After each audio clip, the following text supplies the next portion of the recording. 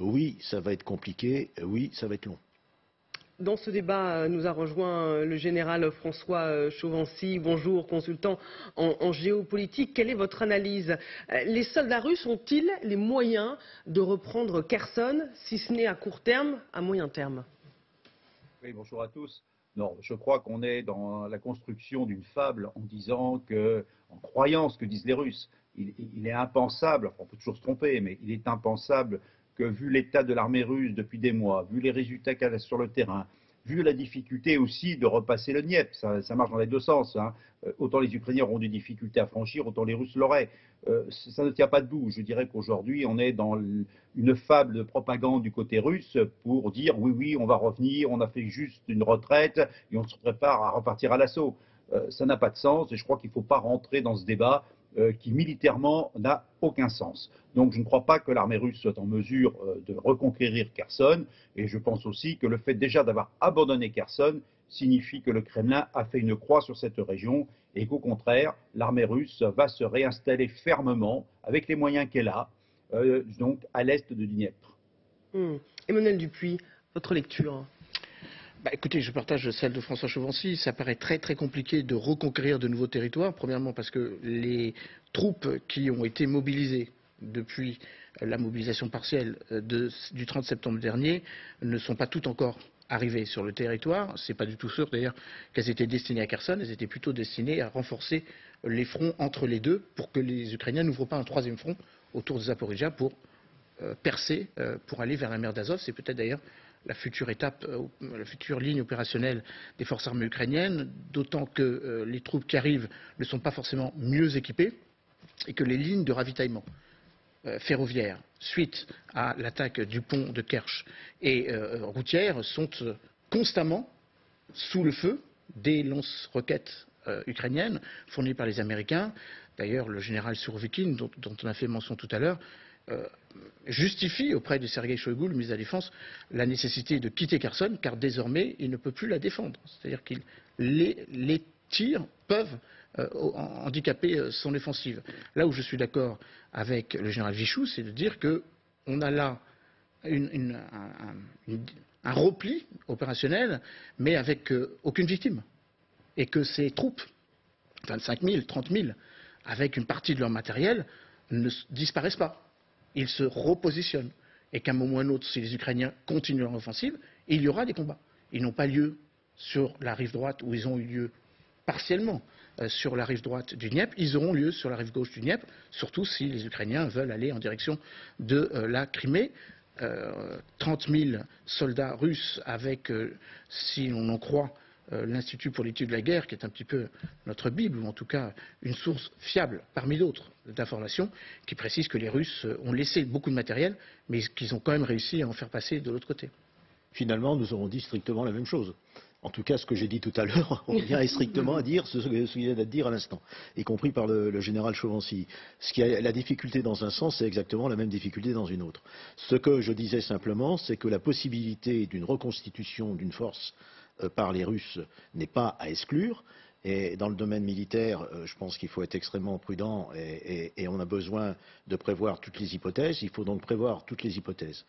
Oui, maintenant, pourquoi considérer que le match est définitivement plié exactement, à Kherson? je ne peux pas considérer, et je pense que ce serait une erreur, de considérer que le match est plié. On verra l'avenir, c'est l'avenir qui nous le dira. Et je dis tout de suite, et je le répète, on va de surprise stratégique en surprise tactique. Donc tout ce que l'on dit aujourd'hui peut être remis en cause et en question dans 6 mois ou dans 1 an. Soit la guerre s'arrête et à ce moment-là c'est un cessez-le-feu et bon, c'est plié. Soit effectivement elle ne s'arrête pas, il va bien se passer quelque chose. Je ne peux pas imaginer que d'un côté il va y avoir les tranchées de 14 et de l'autre côté il va y avoir la volonté des Ukrainiens de reconquérir. Il va se passer quelque chose. Quand, comment, je ne sais pas. C'est pour ça que je pense qu'il faut être extrêmement prudent. Alors, je partage votre prudence. Je rajoute quand même un autre élément que l'on n'a pas évoqué.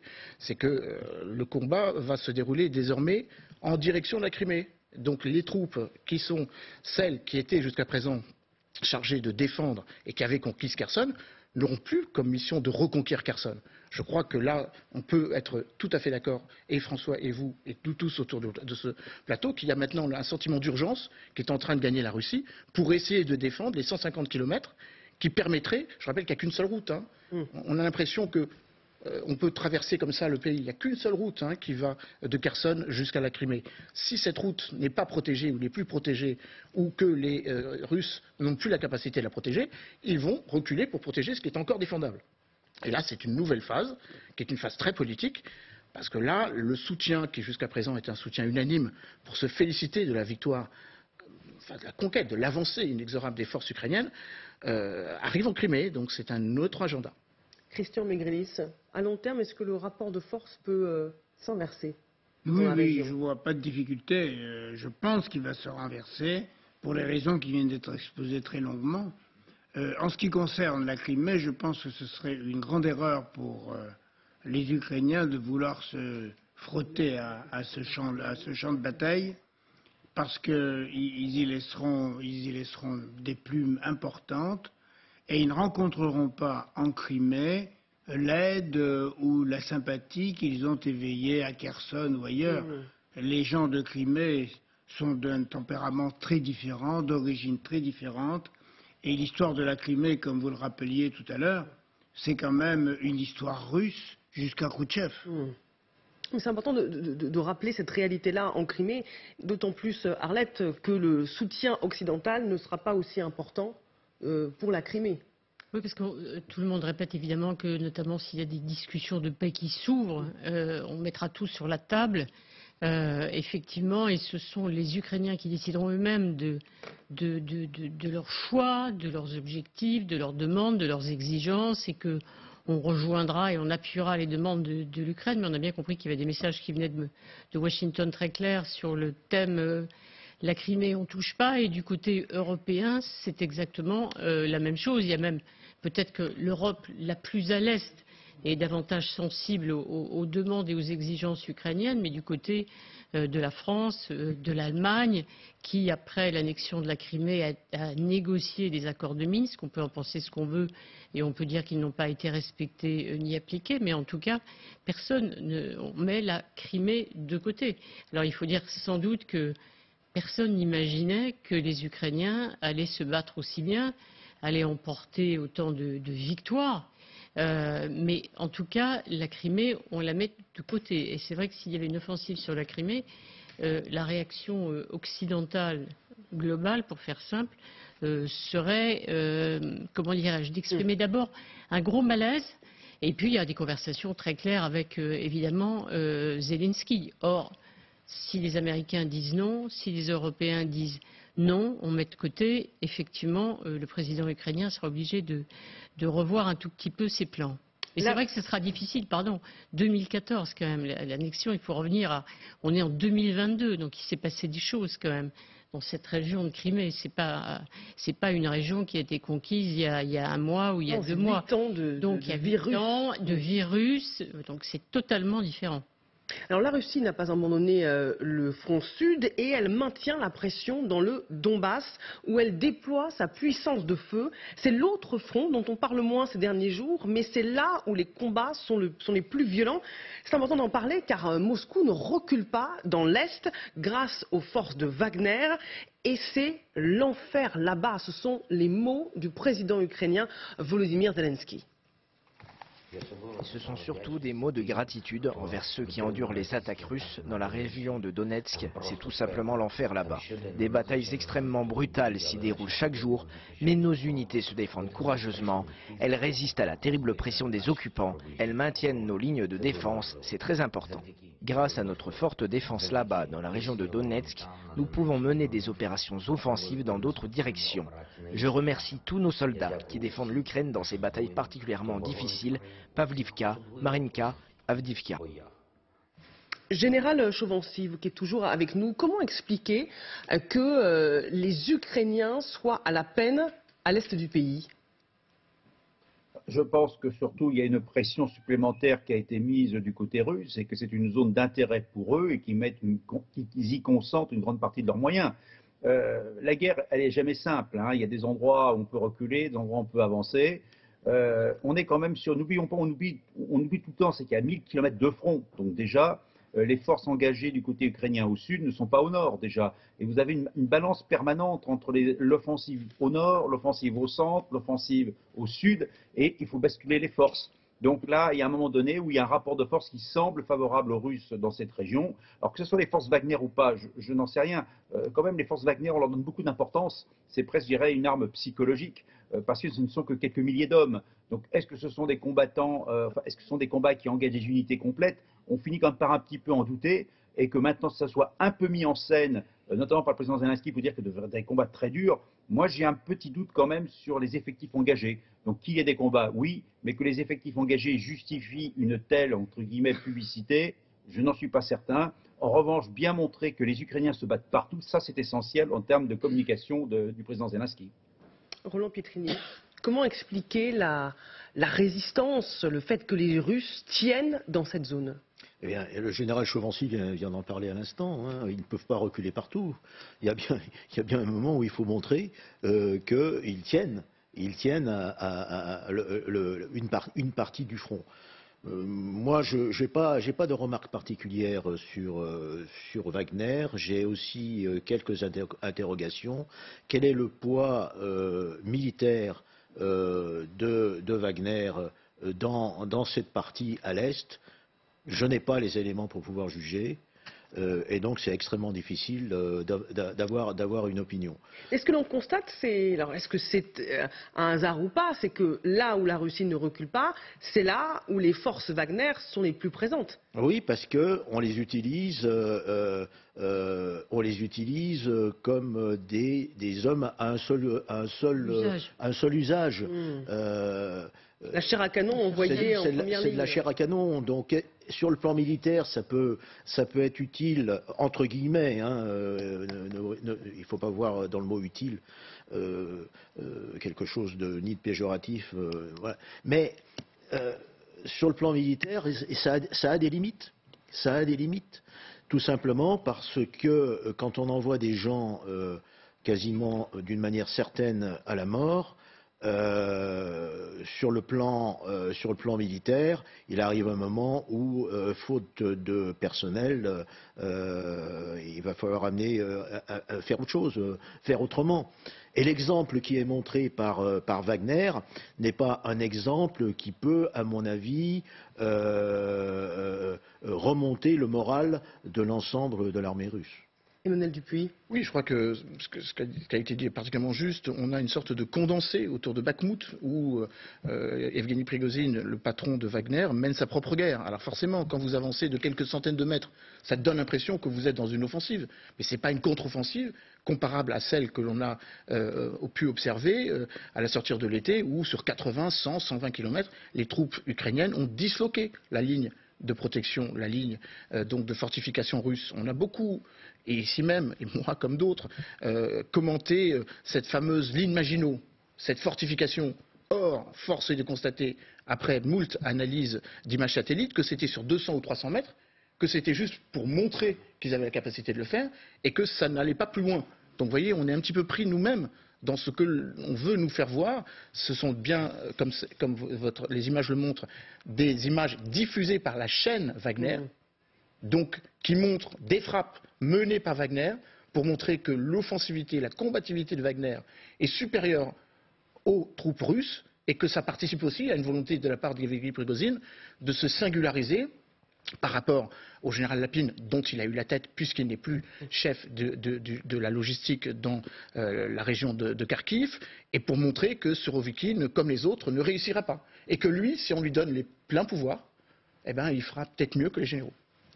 J'avais simplement dit jeudi sur ce même plateau que les images qui étaient montrées n'étaient absolument pas décisives en ce qui concerne l'avancée d'une quelconque hypothèse sur un renforcement. Voilà.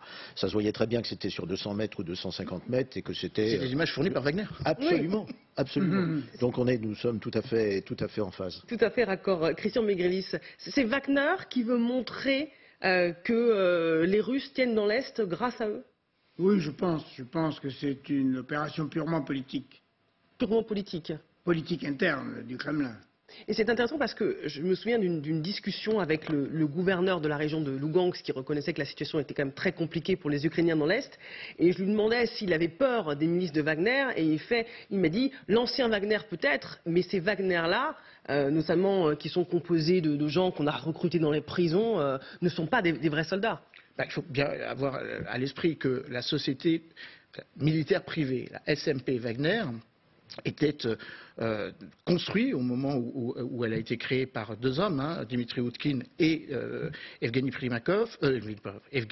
Prigozhin, dans la volonté d'avoir exactement le même outil dont disposaient d'autres forces armées. Les États-Unis ont des sociétés militaires privées. L'externalisation, la privatisation est le lot commun de toutes les interventions militaires, en tout cas celles menées par les Occidentaux en Irak, en Afghanistan. En Afghanistan, où j'ai été il y a déjà plus de 10 ans, il y avait 45 000, 50 000 sous-traitants occidentaux, britanniques, américains, sud-africains. Au début, Wagner était composé de ces anciens membres des Spetsnaz, des forces spéciales.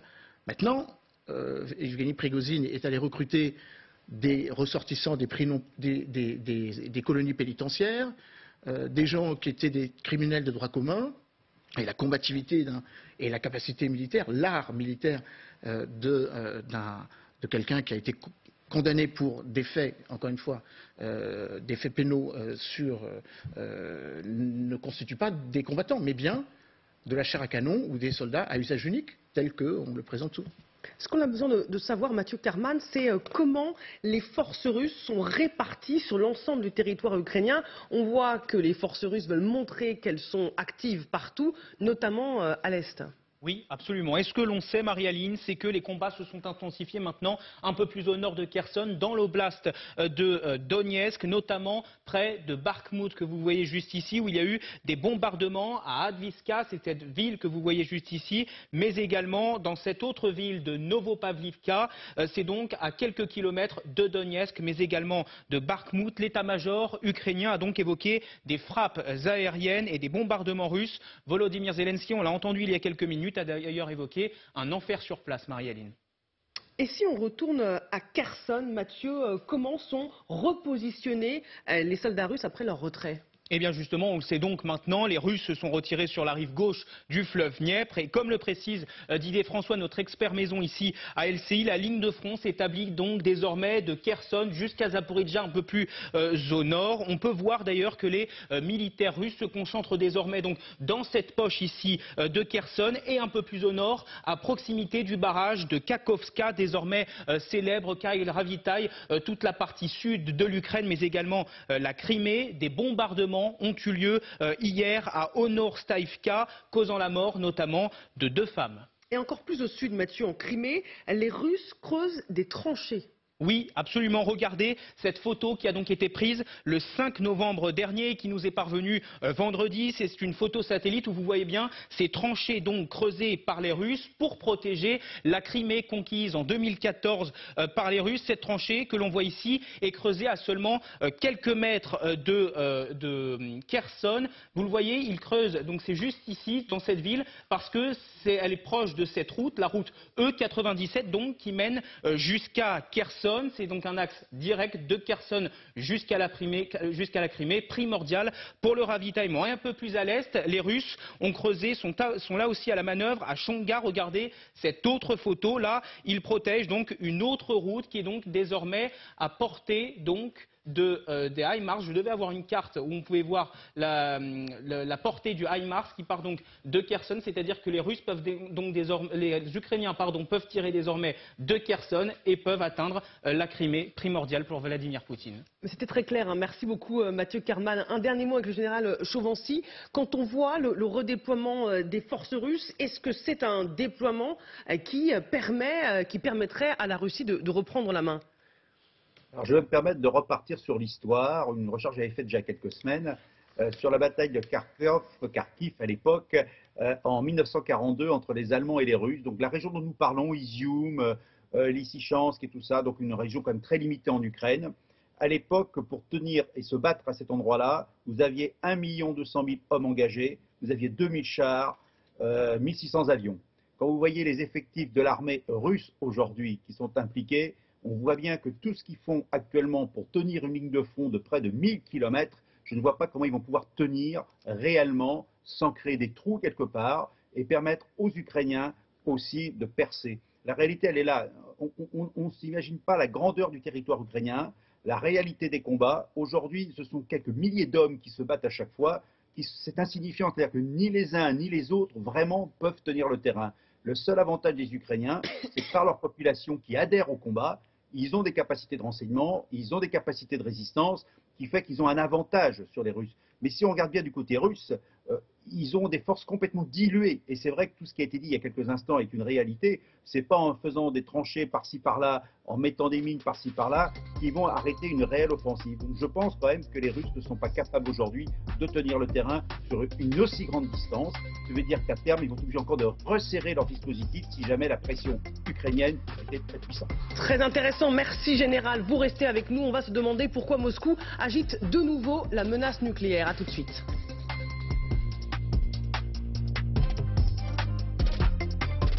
Votre programme avec une équipe de professionnels.